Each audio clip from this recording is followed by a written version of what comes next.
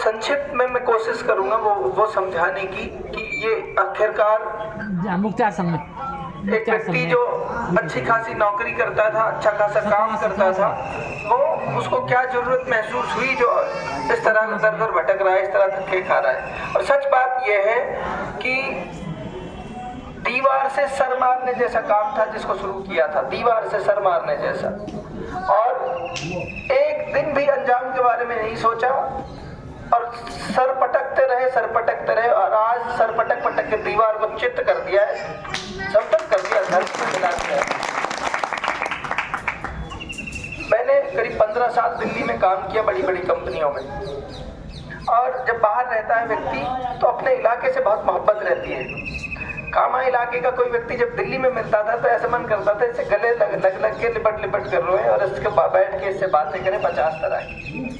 तो जब देखा कि दिल्ली में और उस तरह की दुनिया देखी, अलग अलग राज्यों में गए, देश दुनिया में घूमे, फिर अपने इलाके की तरफ देखते थे तो बड़ा दुख होता था कि यार ऐसा इलाका जो हिंदू धर्म की परंपरा के मुताबिक तो उसको ये कहते हैं कि वो स्वर्ग का टुकड़ा है, ब्रज को स्वर्ग का टुकड़ा, जमीन जिस जमीन को कहते हैं कि स्वर्ग का एक टुकड़ा है और स्वर्ग के से जमीन का टुकड़ा धरती में मिलाया गया है हिंदू मान्यता के अनुसार। और मुस्लिमों के लिए भी पूरी दुनिया में एक अलग तरह की मान्यता है क्योंकि जमात की वजह से पूरी दुनिया में इस इलाके को जाना जाता है। तो ऐसा संगम, ऐसी मोहब्बतों का संगम इस इलाके में है। और जब देखते हैं तो बड़ी निराशा होती है कि इस तरह की बेरोजगारी, इस तरह की अनपढ़ता इस इलाके में है। तो बड़ा मन करता था कि यार मैं मेरे इलाके के लिए क्या कर सकता हूँ, मुझे क्या करना चाहिए, मेरी जिम्मेदारी क्या है। तो इन तमाम चीज़ों को सोचकर जैसे जैसे जहन बन तो ये लगा कि यार लीडरशिप खराब होती है जब जिस घर का जिम्मेदार खराब होता है उसके सारे डिसीजन खराब होते हैं। एक आदमी जिसको नेतृत्व सौंपते हैं कि आप हमें आगे बढ़ाओ, आप हमारी लीड करो, आप हमारी लीडरशिप करो, आप हमारी बात, हमारी आवाज विधानसभा और संसद में लेकर जाओ, वो व्यक्ति करप्ट है, वो व्यक्ति ऐसी सोच का है कि इनको आगे मत बढ़ने दो, कहीं ये हमारे आगे चुनाव न लड़ ले। अगर वो व्यक्ति ऐसा है कि जितना दबा के इनको रखोगे उतना ही ये मजे देंगे, तो वो व्यक्ति हमारी नेतृत्व कैसे कर सकता है, वो इस इलाके को आगे कैसे बढ़ा सकता है। तो इन तमाम परिस्थितियों को देखकर हमने ये लगा, बहुत लोगों को मैंने काउंसिल भी किया, बहुत पैसे वाले लोगों के साथ, मैं बताना नहीं चाहता यहाँ पर लंबा समय हो जाएगा, मैंने उनको हाथ जोड़ के कहा आप लड़िए, आप लड़ सकते हैं। जब ये देखा कि यार कोई हिम्मत ही नहीं करता, फिर लगा कि नहीं, फिर हमको खुद शुरुआत करनी पड़ेगी।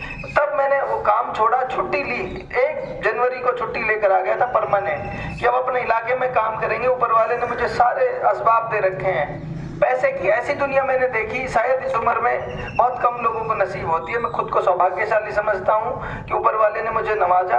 तो मुझे लगता था कि मेरी जिम्मेदारी है, शायद मेरे जहन में जिस तरह के ख्याल ऊपर वाले ने डाले तो इसलिए रिसोर्सेज दिए कि जाओ तुम उनसे लड़ो और टकराओ। एक बात, क्योंकि मैं मंदिर में खड़ा हूँ, पवित्र जगह है, भगवान की जगह है। पहले दिन जिस दिन मैंने चुनाव की घोषणा की थी, मैंने 3-4 पॉइंट बताए थे कि मेरे बुनियादी उसूल क्या होंगे राजनीति के। उसमें सबसे पहला मेरा भाषण उठा के देख लेना सोशल मीडिया पे। वैसा जमाना तो रहा नहीं कि पहले क्या कह दिया भूल गए। अब तो एक एक चीज पहले दिन की और आखिरी दिन की सब रिकॉर्डेड होती है। पहले दिन मैंने ये कहा था कि पूरे जीवन भर मुख्तार किसी से धर्म के नाम पर राजनीति नहीं करेगा, धर्म के नाम पर वोट नहीं करेगा।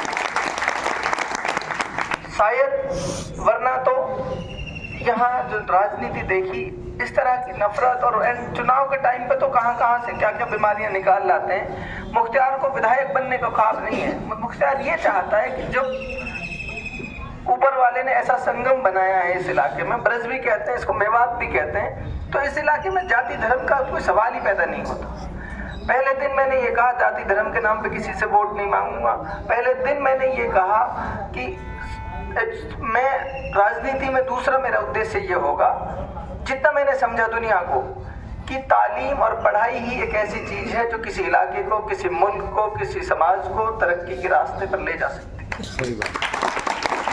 तो मैंने ये तय किया कि मेरा सबसे पहला उद्देश्य ये होगा, मेरे इलाके के 36 बिरादरी के लोगों के बच्चों को पढ़ाना मेरी सबसे पहली प्राथमिकता रहेगी, सबसे पहला काम। आप जितने लोग बैठे हैं, फिर कह रहा हूँ, बड़ी जिम्मेदारी के साथ कह रहा हूँ, इस पवित्र जगह खड़ा होकर कह रहा हूँ, हर संभव प्रयास करूंगा सबसे पहला काम करने का।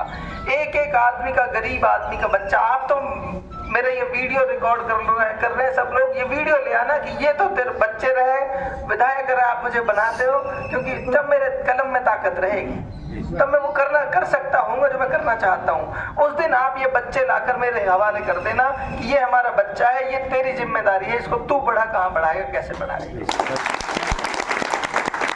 एक बात और थानेदार साहब, इसलिए बताना जरूरी है कि जिस व्यक्ति को पर ये भरोसा करेंगे उस पर भरोसा, इनका यकीन होना बहुत जरूरी है। जिस दिन मैं सीए बना था उस दिन एक पत्रकार बंधु ने मुझसे आके पूछा था कि भाई सीए बन गए हो, बहुत बड़ी बात है, मेरे समुदाय से पहले सीए बने हो मेवात के, सपना का है, क्या है, ख्वाब क्या है।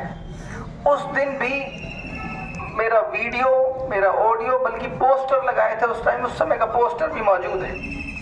उस समय मैंने उस पत्रकार को ये कहा था, मेरा ख्वाब ये है कि जब पूरी दुनिया में कहीं अच्छी शिक्षा व्यवस्थाओं की बात हो तो मेरे इलाके का नाम आना चाहिए। ये मेरा ख्वाब।